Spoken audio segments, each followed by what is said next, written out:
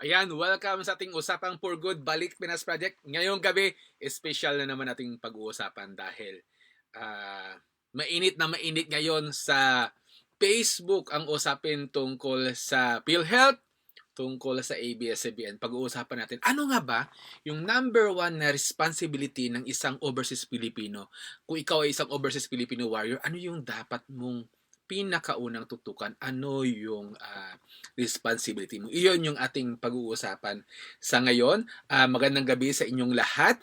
Ayan, please like and share para sa ating mga viewers, para mas marami pang makakita dito at para mas marami pang may magkaroon ng ideya, ano nga ba ang ating gagawin bilang isang overseas Filipino? Ano yung ating challenge? Ano yung ating number one responsibility? Ayan. So, please share and like our um, live video ngayon. So, ay nakikita ko sa ating Global Filipino sa bago biyahing for good balik Pinas project at dito sa ating Erwin Brunyo na live.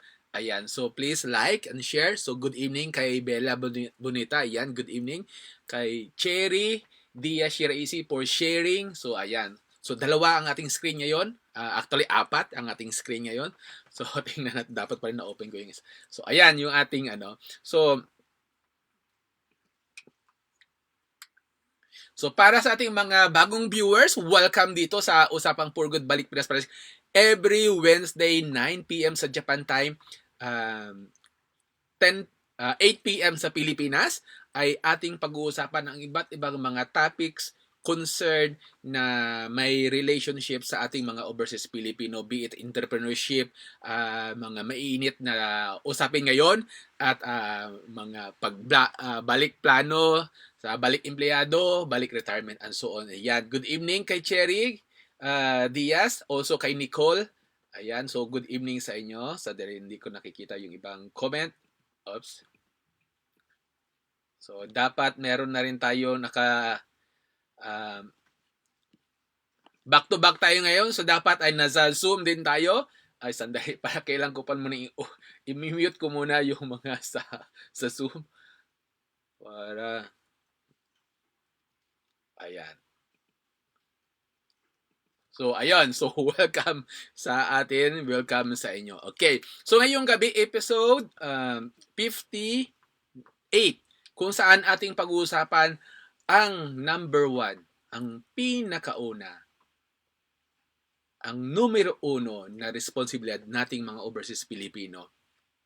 So ito yung ating topic pag-uusapan ngayon. Bago ang lahat dyan, situationary muna tayo. Nagkagulo ang Facebook world dahil sa iba't ibang mga balita na naririnig natin. Unang-una nitong April 16, last month, ay lahat tayong overseas Filipino ay may special na regalo na kung tayo ay uuwi sa Pilipinas, automatic tayo ika-quarantine for 14 days. So, ito ay mandatory. So, lahat ng overseas Filipino na uuwi sa Pilipinas ay required na mag-undergo ng 14-day quarantine according sa ating Department of Foreign Affairs, according dito sa balita mula sa inquirer.net. So, ito ay ayon sa resolution number 23 and 24 ng Interagency Task Force for the Management of Emerging Infectious Diseases dated April 13 and 15, 2002. Yahan. Lahat tayo mga overseas Pilipino, sakaling uuwi tayo po short vacation. So, magdalawang isip kasi mandatory. Hindi siya optional. Mandatory na idadaan tayo sa 14-day na quarantine. Yan yung unang challenge natin mga overseas Pilipino. Pangalawa naman, balitang-balita, mainit sa Facebook. Kung ikaw ay OFW, ang iyong pamilya sa Pilipinas, unless lang ikaw ay distressed OFW, meaning ibig sabihin na pauwi dahil sa COVID or hindi nakabalik sa abroad dahil sa COVID, except doon, kung ikaw ay overseas Filipino, hindi kasali ang iyong pamilya sa social amelioration program ng government. Ibig sabihin ay, translation nito ay walang matatanggap ni katiting ang iyong pamilya sa Pilipinas dahil ikaw ay nasa abroad, dahil ikaw ay overseas Filipino. So, narinig niyo na ba itong balita? Next naman ay pinasara ang ABS-CBN kahapon. Hindi ko napanood, busy ako. Pero ang dami ano sa Facebook na ang daming mga hinanaing go on and off sa ating topic related sa ABS-CBN. So, ang daming balita na gumulantang sa ating mga overseas Filipino nitong nakaraang mga linggo.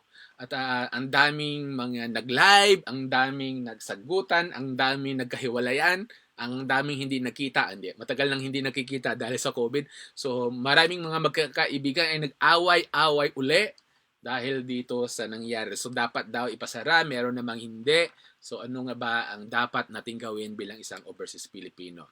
At of course, ang pinaka-paborito sa lahat, nako, ito na, mandatory PhilHealth payment, binawi daw. Pero according sa Circular number 2019-009, nitong December 7, sa PhilHealth ay mandatory ang pagbabayad ng payment na 3%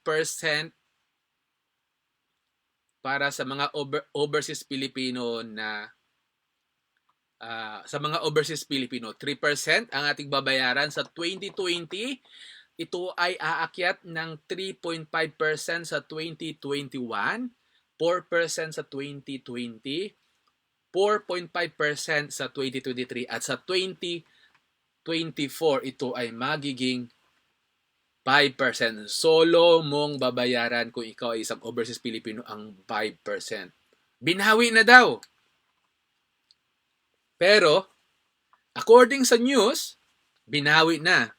Pero, according sa implementing rules and regulation ng RA 11223, ito yung Universal Health Care Law, according dito sa kanilang rules, this is implementing rules. May basis, may policy. Hindi yung balita-balita lang. This is with policy. According sa implementing rules, sa 10.2.c, ang POAA shall ensure that OFW pay their PhilHealth premiums prior to issuance of OEC. Ibig sabihin, ang kumpletong na nakasulat sa 10.2.c ay the premium contribution shall be salary-based as prescribed by the Act and shall require submission of acceptable proof of actual income. Non-submission of acceptable proof of actual income shall result in the charging of the rate based on the income ceiling. The Philippine Overseas Employment Administration or POEA shall ensure that land-based overseas Filipino workers, whether new hires or returning, open close parenthesis, balik manggagawa, pay their PhilHealth premiums prior to issuance of the Overseas Employment Certificate or OEC. Specific guidelines shall be issued by the POAA and PhilHealth. Nakasulat po yan sa implementing rules and regulation ng ating batas. Hindi po yan nakasulat sa newspaper article lang. Hindi po yan sinabi as a proclamation lang. Ito ay nakasulat, nakasaad. So, ibig sabihin niyan, sakaling naging strict yung implementation, ay hindi tayo makakaalis or makakabalik sa abroad sakaling hindi tayo nagbayad ng ating PhilHealth. Kasi nga ito ay required prior sa issuance of OEC. Sir, binawi na sir ni President. So, maaaring binawi ni President. For the meantime, hanggang walang existing law na nagsasabi na ganon, ito yung ating susundin, ang RA 11223, dahil ito ay batas, legislative. May power ito. Ito yung ini-implement. Ito yung sinusunod. Ito yung batas. So, accordingly, ngayon pa lang, ang nakasulat sa batas ay kailangang magbayad. at 3% paakyat. So I will not discuss anong implication noon, no? So I'm not a legal scholar para pag-usapan kung tama ba or mali ba yung ginawa ng iba't ibang sektor ng Office of the President, Office of the yung sa lower house, sa Senate, sa Congress. So far ang information na nakasulat in toto na sa batas ay kailangan natin magbayad bago tayo mabigyan ng OAC. So kung meron ng bagong proclamation na naka-written na policy, then this will be, ito ay magbabago. But for the meantime, ito yung existing na policy na nakasulat. So, ngayon, ano naman ang pwede nating magawa bilang isang Overseas Filipino Warrior? Ano ang pwede? Diba? Kay Reba, kay Margaret, kay Mian, kay Elenita, ano ang pwede nating magawa bilang isang Overseas Filipino Warrior? Nako! Nag-away na. Saang panig ka ba? Blue. Ano ka ba? Blue, yellow, red, orange, purple. Ano natin? So ano ba ang pwede mong magawa? So before that, atin mo nang alamin ano nga ba ang responsibilities ng isang Overseas Filipino worker or ang isang Overseas Filipino warrior. Sa tingin ko ay meron tayong 5 major responsibilities bilang isang Overseas Filipino. So sandali lang, hindi ko nakikita yung mga comments.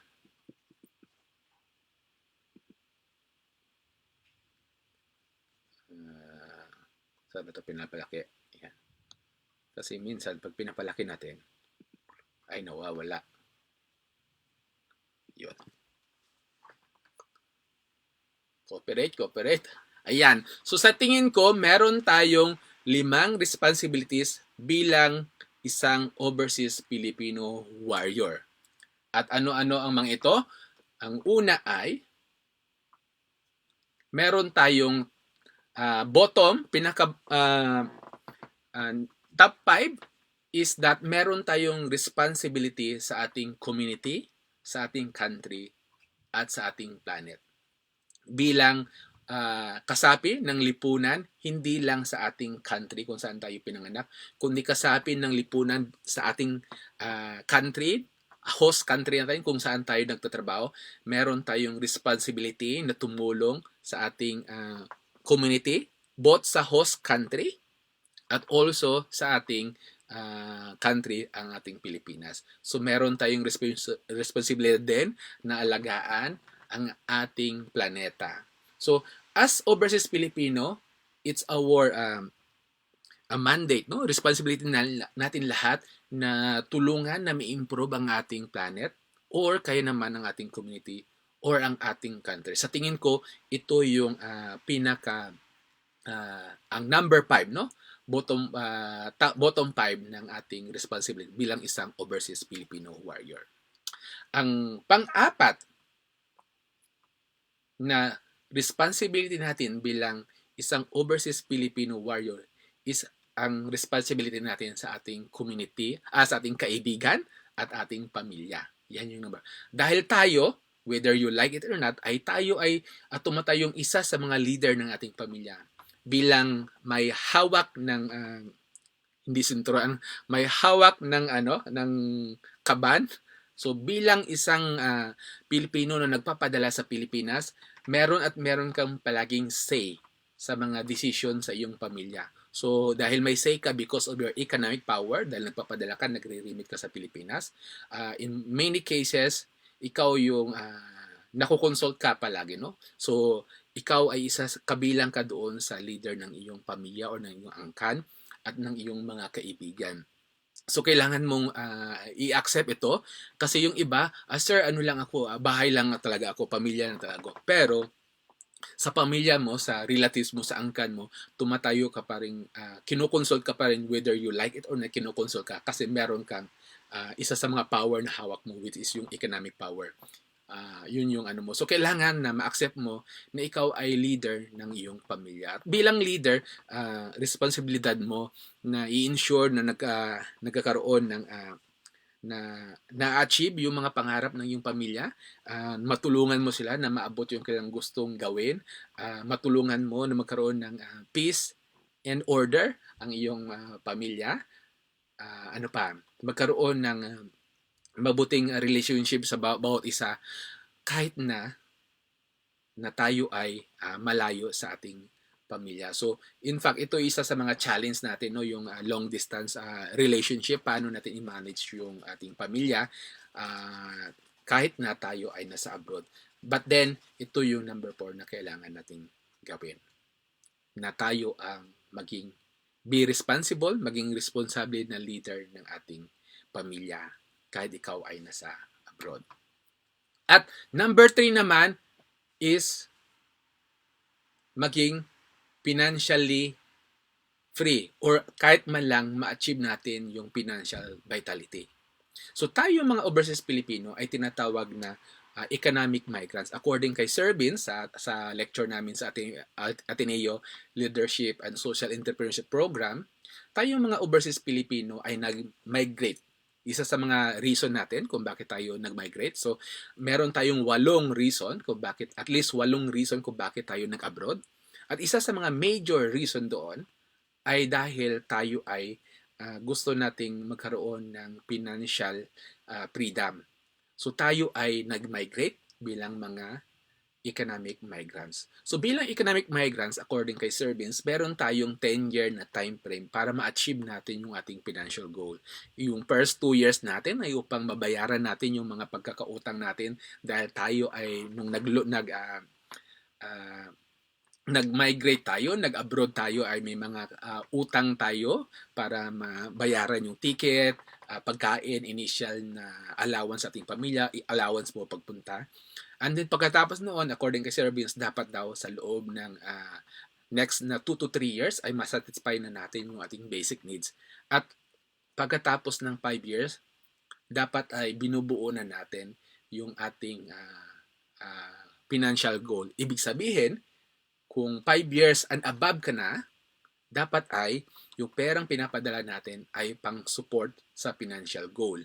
So medyo mahirap na challenge to, pero dapat ito yung ating titingnan. So ako man, maging ako mismo ay kailangang i-balance din itong goal, no? But then kailangan nating tandaan na ang isa sa pinaka-major reason natin kung bakit tayo nag-abroad, especially sa overseas Filipino worker na component, ay tayo ay mga economic migrants for financial reason ang ating pagpunta. Of course, yung iba, yung mga overseas Filipino, yung permanent Filipinos, at saka yung mga yung nagkaroon ng problema sa Pilipinas, for example, mga political refugees, ay iba din ang reason, no? So nag-abroad dahil sa love life, nag-abroad dahil kailangan mag-aral, nag-abroad para makuha yung citizenship ng bansang gusto. Pero marami sa atin is dahil sa trabaho, so kaya isa sa mga main responsibility talaga natin ay maging financially viable or ma-achieve man lang natin kahit hindi yung financial freedom kundi yung financial vitality, kung saan kaya na natin i-sustain yung basic needs ng ating pamilya bago man lang tayo umuwi sa ating bansa. So, number 2 is kalusugan. So, ito yung arrangement o order ng sa tingin ko ay priority, responsibility ng nating bilang mga overseas Filipino. At ang pangalawa ay kalusugan. Lalong-lalo na sa panahon ngayon ng COVID na pandemic, kailangan natin, higit sa lahat, kailangan natin maging healthy at maging safe. So, sino ang may responsibility sa safety at sa health ng isang overseas Filipino? Tayo, ikaw. Ikaw as an individual, ikaw yung merong responsibility sa iyong safety. Ikaw. Personally, ikaw. Hindi ang government. Hindi yung agency na nagpadala sa iyo. Kundi ikaw. Tayo, personally, ang may responsibility sa ating kalusugan. Kaya number 2 ang kalusugan sa atin. Hindi number 3 lang. Sa tingin ko, number 3 lang ang financial vitality. Number 2, ang kalusugan. At ang pinaka number 1 na responsibility natin is magkaroon ng personal growth. Na tayo ay nag-i-improve. Na tayo ay nag-aaral. Na tayo ay may natutunan. Gaano ka man kayaman, gaano ka man kataas ang posisyon mo sa society, kapag hindi mo na-feel na ikaw ay nag-grow, hindi ka nagle-learn, hindi ka satisfied sa iyong buhay. In fact, according kay Tony Robbins, ang personal growth ay isa sa mga top na 6 needs ng isang tao. At sa tingin ko, regardless of anuman ang status mo, regardless of anuman ang sweldo mo, ang pinaka-focus dapat ay ikaw ay nag-grow, na ikaw ay matutunan. Meron kang vision, meron kang plano, sumasama ka sa mga training, meron kang goal, minomotivate mo ang iyong sarili. Lalo na sa panahon ngayon na ang daming negative na pumapasok sa atin, ano yung pwede mong gawin para ikaw ay magkaroon ng chance na ma-improve mo pa rin ang iyong sarili, na meron kang learnings na nangyayari sa iyo. Sa tingin ko, ito yung number 1 na responsibilities nating Overseas Filipino. To be always learning, to be always growing. So, sa tingin ko, ito yung structure ng responsibilities ng Overseas Filipino. Ang una mong priority, ang pinakauna mong priority is ikaw, you. So, ang una mong responsibility is ang iyong sarili, na maging ligtas sa sakit, na maging financially free or magkaroon ng financial vitality, na meron kang growth sa sarili. Ang pinaka-ibaba, ang pinaka-basic, ang pinaka-structure is ikaw, ang sarili mo. Kaya ang number 1 na responsibilities mo bilang isang Overseas Filipino ay ang iyong sarili. Hindi ang government, hindi yung agency, hindi yung ABS-CBN na nagsara, hindi yung PhilHealth, hindi yung TikTok, hindi kung Facebook, hindi kung sino, hindi yung pamilya mo, hindi yung asawa mo, hindi yung anak mo. Ikaw ang una mong responsibilities. Ang una mong kailangang alagaan ay ang sarili mo. Once na naalagaan mo ng sarili mo, that's the time na kailangan mong alagaan yung health mo. And once na naalagaan mo yung health mo, that's the time alagaan mo ang iyong financial success, na magkaroon ka ng financial vitality. Pang-apat ang friends and family. Sir, bakit pang-apat? Bakit nauna ang financial vitality? Kasi nasa abroad tayo. So ngayon, dahil tayo ay economic migrants, yun yung una natin. Pag uwi natin sa Pilipinas, maaaring financial vitality is pang-5 na yan or pang-6, babalik yung friends and family. Habang tayo ngayon ay nasa abroad at solo, mag-isa tayo, ang sa tingin ko, mauuna yung financial vitality para magkaroon na tayo ng chance na makauwi na sa Pilipinas for good. Uunahin natin yan. Then, sunod natin yung friends and family. At last, of course, bilang membro ng isang komunidad, bilang membro ng isang country, both sa Pilipinas at sa ating host country, kung saan ka man naroon, at bilang membro ng isang community, kailangan mo rin itong bigyan ng pansin bilang na iyong responsibilidad bilang isang Overseas Filipino. So sa tingin ko, yan yung order ng iyong responsibilities. Ang pinaka number 1 responsibilities ay ikaw, ang iyong sarili. Paano mo alagaan ang iyong sarili? Paano mo i-improve ang iyong sarili? Sa tingin ko, yan yung number 1. So, comment mo tayo at feedback. Sa tingin nyo, ano-ano pa ba ang mga responsibilidad ng isang Overseas Filipino Warriors? So, welcome muna. Good evening. Ang daming comments. Sino bang saan ang uunahin ko? Alin ang uunahin ko dito? Hindi ko na mabasa. Ayan, si Margaret, si Aiko Kamata, si Casey Santos, si Miss Hannah, si Babylin, ayan, si Nimpa, si Grace, hello, si Aris, Lucia, wow, from Osaka, welcome. Si Jailin, welcome. Si Vidal Oxel from Cebu, si Daniel Caparas dito sa kabila, si Fe, Good evening sa iyo, Fe. Si Sato Corazon, good evening. Si Wayne. At of course, si Belle, Annabelle. Naguguluhan ako sa Zoom, sabi ni Annabelle. So, welcome, Annabelle. Ayan. So, sa tingin mo, please comment. Ayan, si Sinaida also. Good evening. So, tingin mo, ano-ano pa ang mga responsibilidad ng isang Overseas Filipino Warrior. Mamaya, meron tayong special na episode. So, abangan nyo lang. Welcome din kay Nonoy Yamakawa. Ayan. So, bago tayo mag-proceed sa ating isang special episode for tonight, basahin muna natin to. So, one evening, ito ang The Tale of Two Wolves. One evening, an old Indian told his grandson about a battle that goes on inside people. He said, "My son, the battle is between two wolves inside us." So meron daw na battle na nangyayari sa ating mga sarili between two wolves. So ang isa is evil, it is lies, self-pity, guilt, resentment, inferiority, I am weak, I cannot do it feeling. Yun yung isa sa mga wolf. One is the bad wolf. The good wolf is about joy, peace, love, hope, positivity, desire, inspiration, and just do it attitude. So meron palang dalawang wolves sa atin.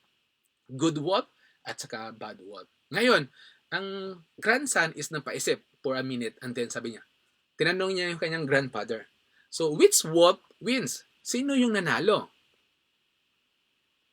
At ang sagot ng lolo, the old Indian simply replied, the one you fed. So, sa ating mga sarili, merong nag-aaway sa loob ng ating isipan, may nag-aaway na dalawang klase ng wolf, the bad wolf and the good wolf. Ngayon, kung sino yung mananalo doon, according sa Indian na grandfather, is simply the one that we fed. So, ang mananalo is the one that you fed. Ang tanong, sino yung pinapakain natin ngayon? The good wolf? The bad wolf?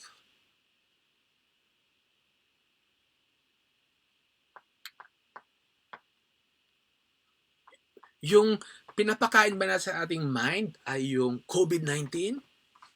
Yung ABS-CBN na nagsarado na? Yung PhilHealth na 3% na ang charge, mandatory pa, walang OEC? Na ika-quarantine ka pag uwi mo sa Pilipinas?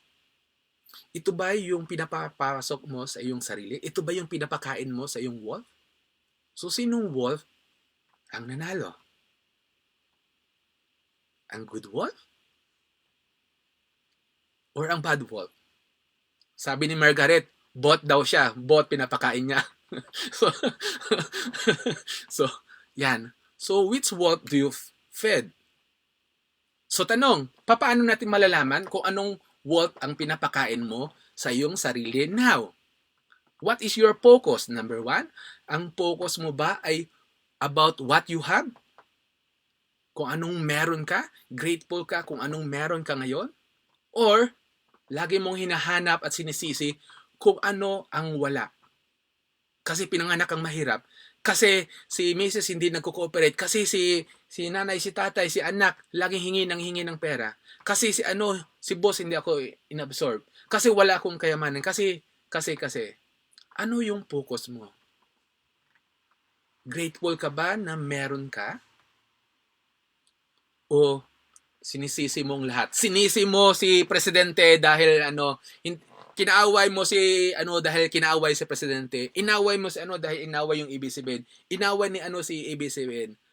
Nag-TikTok ka, TikTok? Nagreklamo ka kasi nga ganun. So what is your focus? What you have? Or what is missing? Number 2, sabi ni Tony Robbins. What you are in control or what you can control. Saan ang focus mo? Something that you can control or something you cannot control? Ang focus mo ba is what you are in control of or what you cannot control. So imagine na lang, anong mangyayari, sabi ni Tony Robbins, anong mangyayari kung ang isang tao, ang focus niya ay ano yung missing sa kanya? Ano yung wala sa kanya? At number two, ano yung hindi niya makontrol? Yun yung focus niya. Kasi inaway niyo si Presidente, ganito, ganito. Tinitira, dapat ireklamo natin yan. Ipa-deport natin si ano kasi inaaway yung si Presidente. Yan ba ang focus mo? Are you in control? So which wolf wins? Saan ang focus mo? Something you have or something you are missing? You don't have. Something what you can control or something you cannot control? Saan ang focus mo?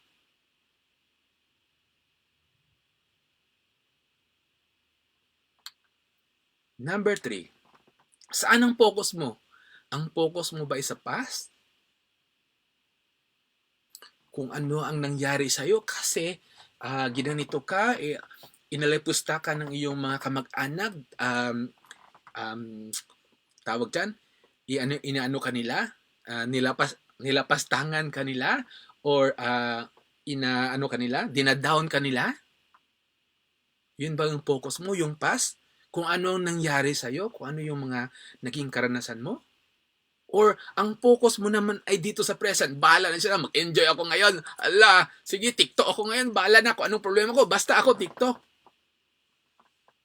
Basta ako, magla-live ako.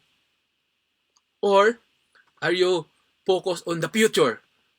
Okay lang yan, peace of mind, peace of mind. Bukas, liligaya din. Oh, pwede yan. So, according kay Tony Robbins, ang mga leader daw ay ang kanyang focus ay both sa present and the future. Never about the past. So may present ka, what is the current situation, and then where you want to go. So according kay Tony Robbins, sa aming seminar, sa KBB na masterclass, if you want to lead in this COVID pandemic era, if you want to lead, kung gusto mong maging leader sa iyong pamilya, sa iyong mga kamag-anak, sa iyong mga kaibigan, ang leader focuses on the present and the future. So, ang focus natin, hindi lang future kasi kung future yon na hindi ka, so ano naman yan, over-optimistic. So, both naka-stand ka sa reality while at the same time focusing on the future. So, ngayon, ano yung wolf na pinapakain mo? What's your focus? What you have?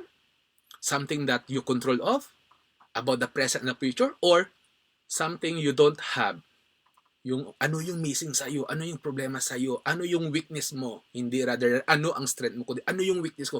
Mahina kasi ako sir dito, ayaw ko, hindi kasi ako dito, bubo talaga ako dito. Yan ba yung focus mo? Something you can control or hindi mo makokontrol? In-approve yung ano, may control ka ba doon? Sinarado yung ABS-CBN, do you have control? Na iyan yung major stress mo, yung sinarado yung ABS-CBN, do you have control of that? And then, present and future. Or are you still focusing on the past? Then, sabi ni Tony Robbins, pangalawa, number 2, ano yung ibig sabihin nun? What does it mean? Itong situation ngayon, for you to decide, ano yung ibig sabihin niyan? Ano yung meanings niya sa iyo?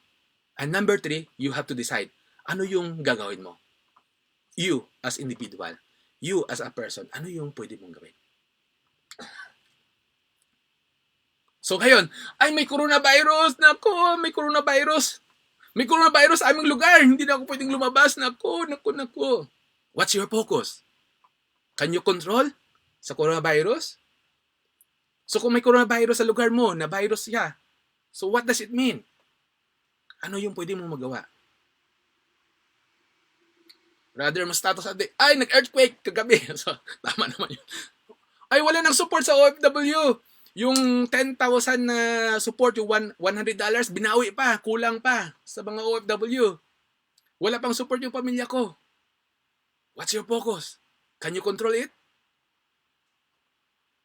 So, what does it mean? What will you do kung kulang yung support sa'yo bilang isang Overseas Filipino? Sir, mandatory payment na yung PhilHealth. Ako talaga, gigil na gigil talaga ako sa PhilHealth. Bakit? Mandatory talaga yan. What's your focus? Can you control? Anong ibig sabihin nito sa'yo? Sa iba, ang ibig sabihin nito sa iba ay, hindi na ako magiging Filipino citizen. Mag-apply na lang ako ng Japanese citizen. Ito yung, what does it mean to you? Yun yung meaning sa kanya. What will you do?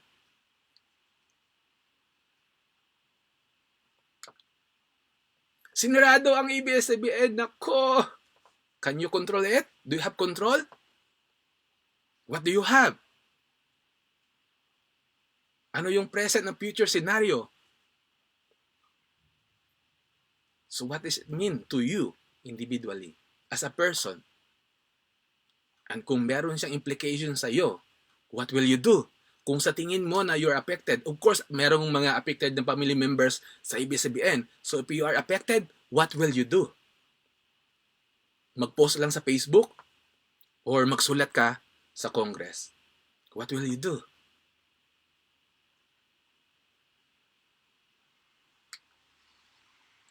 Mawalan ako ng trabaho, sir. Hindi, nagtanggalan na. Nagtanggalan na ng trabaho, sir. Wala na. Hima na kami. Hima. Hindi na kami busy. Nagbawas na ng oras. So, what's your focus? What's your focus? Can you control? What can you do? So, meron bang additional source of income na pwede mong pang-cover sa reduced na income mo? Anong pwede mong magawa?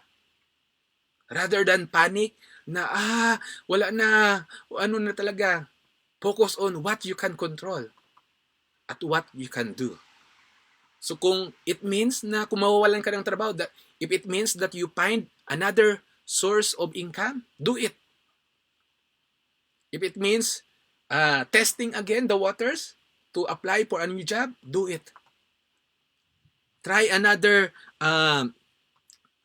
type of work, do it. Rather than mawala ng pag-asa. And I know, I encounter some people na nawawala ng pag-asa dahil nawala na silang pag-asa, bahala na, mag-TikTok na lang ako. Basta masaya ako. Focus on the present, but not on the future. So according kay Tony Robbins, focus on the present and the future. So which one wins? Sabi nga ng lolo sa kanyang sabi nga ng ang tanong ng apo sa kanyang lolo. Sino yung nanalo sa mga wolf na yon, sa dalawang wolf? Sabi ng lolo, the one you feed wins. Ngayon, if we focus on the present, gusto mo lang na mawala yung stress, mag-enjoy ka, bahala na yung future, mag-TikTok. Kung gusto mo na ang focus mo naman ay sa past, sisihin mo yung mga pinagdaanan mo dahil mahirap kasi ako kaya nag-abroad ako. Hindi ako sinuportahan, hindi ako pinaaral. Or sisihin mo yung wala ko kasi wala akong pera ngayon kasi wala akong naipon, wala ako. But rather than that, why not focus? Ito yung skills ko, itong meron ako. May mga kaibigan ako na nagsusupport. So, again, what you focus, what you feed, wins. So I think yan yung, kaya sa tingin ko, ang number one responsibility ng isang overseas Filipino talaga is ang iyong sarili. You. Kasi kung ano yung pinapapasok mo sa mind mo, yan ang makakaapekto sa health mo. Makakaapekto sa financial vitality mo. Makakaapekto sa friends and family mo. Makakaapekto sa planet, country, and community. So what you put inside of you, what you fed your world, affects your health, your financial vitality, your friends and family relationship, your planet, your country, your community. So I think sa tingin ko, ang number one responsibility nating overseas Filipino is to focus on what you feed yourself. Ang ating number one na kailangan gawin ay piliin kung ano yung pinapasok natin sa ating sarili. Kung ano ang ina-accept natin na truth and useful. Kung ano ang focus natin. So I think yan yung number 1, responsibility.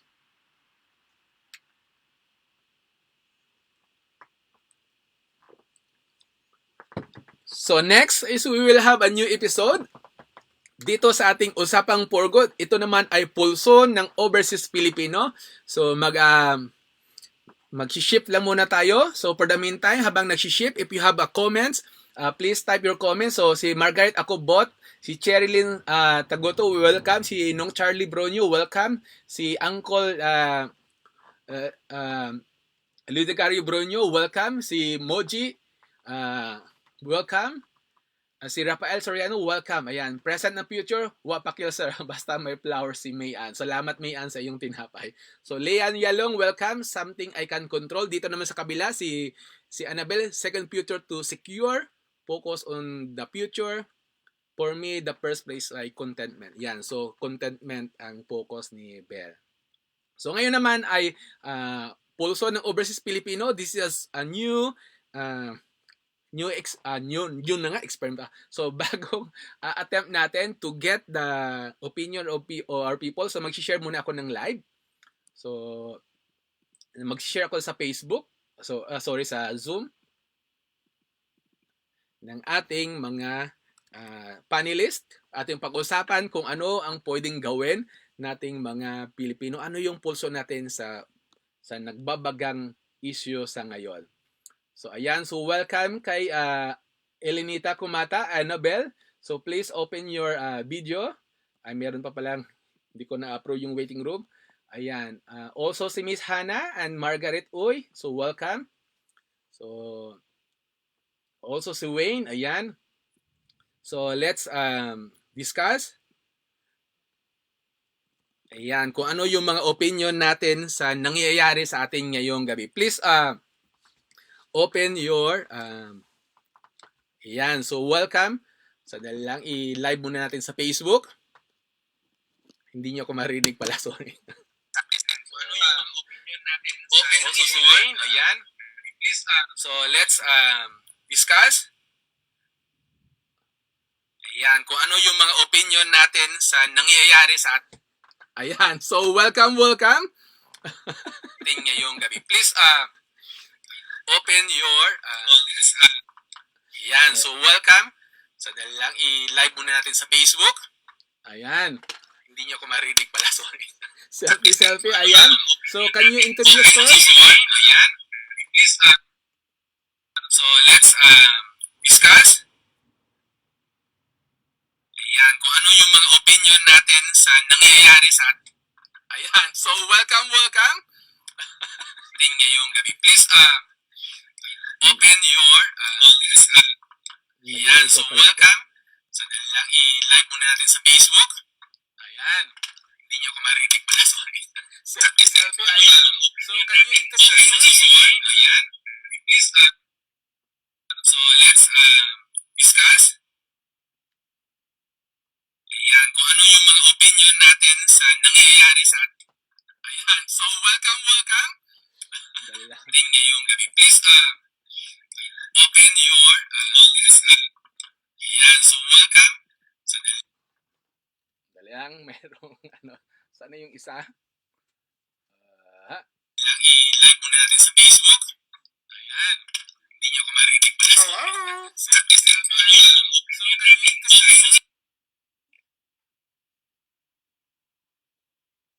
Ayan. So, nagdoble ako, sorry. May echo ako kasi naka-on pala yung isa kong video. Ayan, sorry. Ayan, welcome sa inyo lahat. So please introduce yourselves. Saan tayo magsisimula? Kay Hannah? Hi! Magandang gabi sa inyo lahat. Yes, I'm Hannah and what will I say?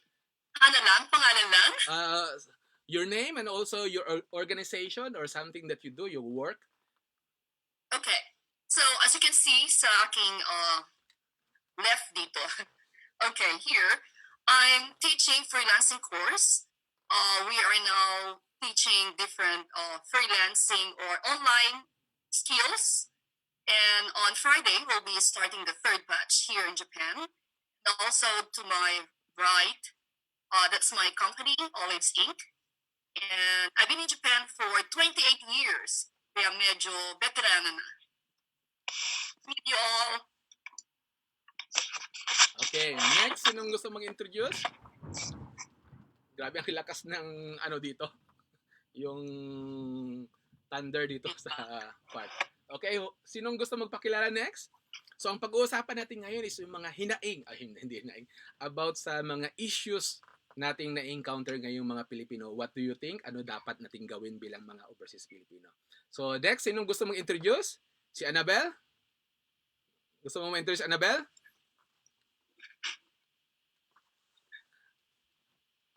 Go ahead, Annabelle. Naka-on ka na ba? Yes. Yung mic mo, Annabelle.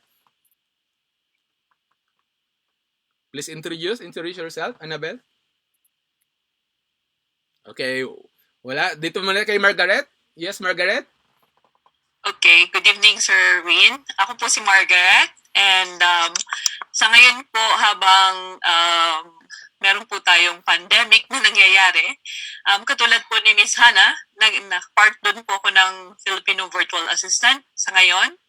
So, nagtutrain po kami kung paano po maging virtual assistant. And at the same time, yung nasa likod ko po, traveling English teachers. So, nagtuturo po kami online kung paano po maging teacher. At then yung iba po, kung paano po magturo online. Okay. So, thank you, Miss Margaret. Oy. Katulad po ni Miss Hannah, part doon po ako ng Filipino Virtual Assistant sa ngayon. So, nagtutrain po kami kung paano po maging virtual assistant. And at the same time, yung nasa likod ko po, traveling English teachers. So, nagtuturo po kami online kung paano po maging teacher. At then yung iba po, kung paano po magturo online. Okay. So, thank you, Miss Margaret. Oy. Katulad po ni Miss Hannah, part doon po ako ng Filipino Virtual Assistant sa ngayon. So, nagtuturo po kami kung paano po maging virtual assistant. And at the same Nagdo-double siya, no?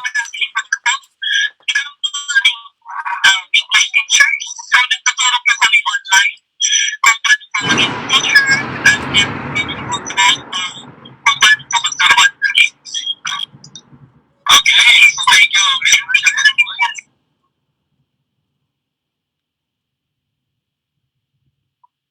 Okay.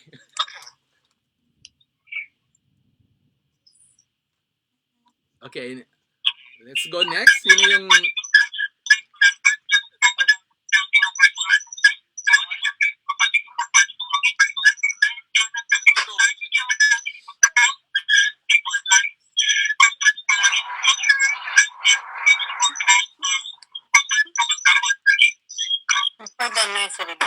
May nagdo-double? Nagalit? May nagdo-double siya.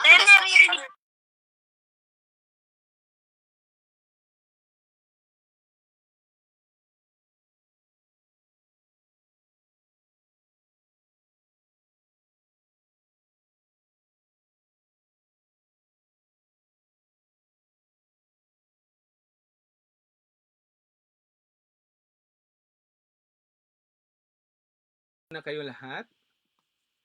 Ayan. So, next natin is si Annabelle. Good morning, good evening pa lang. Ayan. Naririnig po? Okay.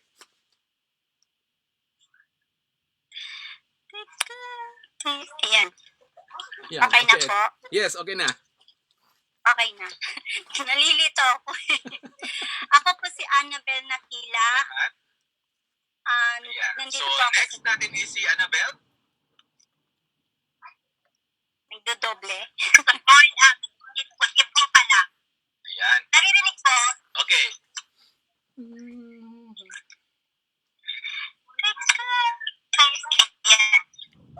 Okay na po? Yes, okay na. Okay na. Nalilito ako. Ako po si Annabelle Nakila. Nandito po ako.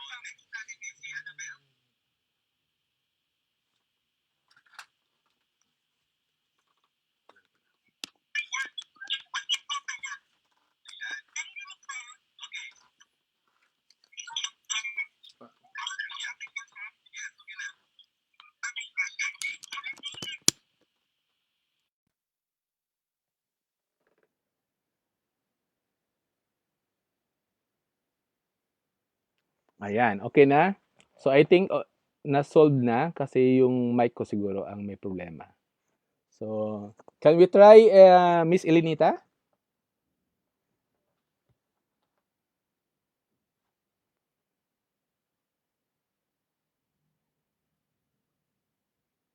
Sinong next? Please raise hands. Elinita, ikaw daw. Nakamute yung ano mo.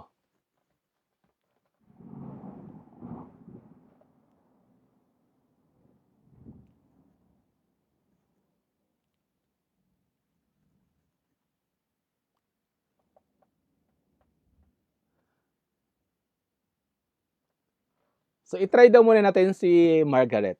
Try muna natin. Hindi rin siya. Sandali. Okay. Okay, yan na.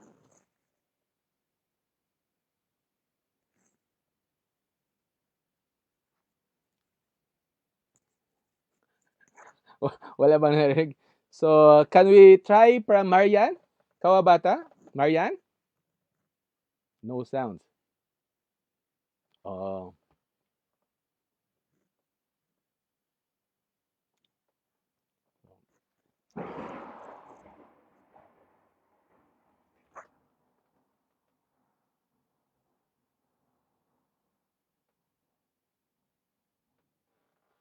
So, nakaano tayo, no? So, andali lang. Hindi siya napipick up ng Facebook. Walang sounds?